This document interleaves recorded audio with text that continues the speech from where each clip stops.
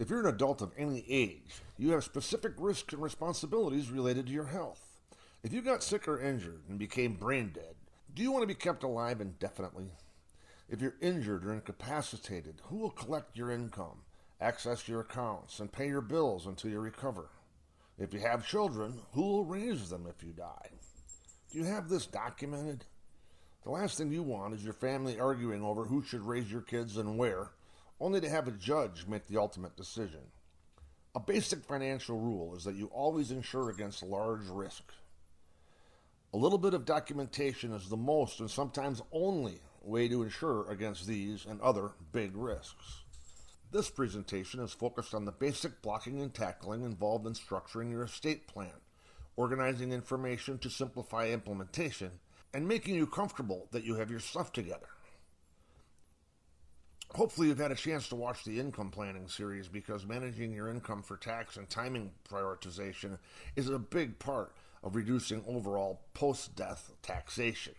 If you've not seen it, make a note to watch it after you've gone through this. Okay, start by creating a paper or secure electronic file that holds all of your life, disability, or long-term care insurance policies, a statement from each account holding investments, a contact information for tax, financial advisors, attorneys, insurance professionals, and HR departments, and bank numbers, names, phone numbers, etc. This file will also hold a copy of your planning documents, your wills, trusts, powers of attorney, and healthcare directives. Tell your personal representative and one or more children or a close friend where this file is located. Revisit this file every couple of years to help you keep it up to date. Okay, let's begin with healthcare directives. These dictate what decisions are to be made under certain dire health circumstances, and who is authorized to communicate these wishes and directives to the doctors involved in your care. It makes sense that anyone over the age of 18 complete one of these, because the parent's authority has otherwise lapsed, and doctors have no choice but to do any and all things to keep you alive, even if you would prefer them not to. You can find these documents online or at any hospital. It just takes a couple minutes to fill them out.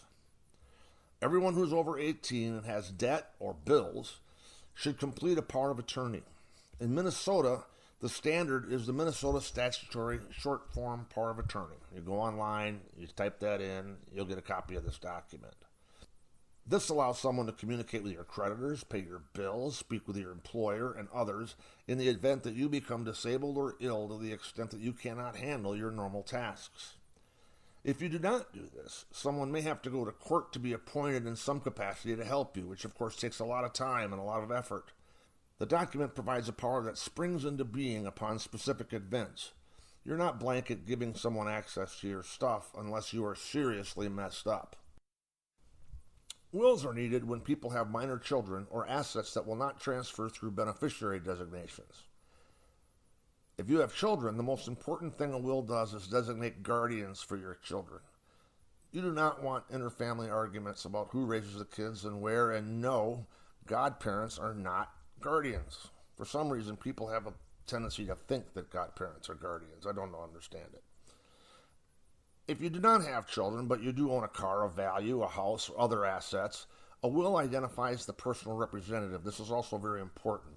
This, again, is the person who pays your bills, closes your accounts, files final tax returns, and funding accounts based on provisions written by you if you have a will, or a court if you do not have a will. A will by its nature needs to be probated, which is simply a legal process that finalizes your affairs. People are generally afraid of it, but most of the time it's not a big deal. Most small estates will be allowed to do what's called a de minimis probate via the mail, often without even needing an attorney, which avoids a costly court process. Even if your will does little more than identifying the person who is your personal representative, it's worth the effort. If you die without a will, the court decides who your personal representative is and who your beneficiaries are and how they are treated relative to you and each other. Even if you're married, assets that are not subject to a beneficiary designation will be divided 50% for your spouse and 50% split by your children. This can create its own mess. Assets transfer either by contract or by will. IRAs, insurance policies, annuities, and 401k type plans pass by contract, where you identify a beneficiary. For the most part, everything else will pass by will. If you own a home jointly, the survivor automatically owns the home when the first person dies. This should give you a good start in organizing your estate plan. Future presentations will go into more detail as to how to make gifts to your kids and control estate taxation for those people that have those concerns. If you have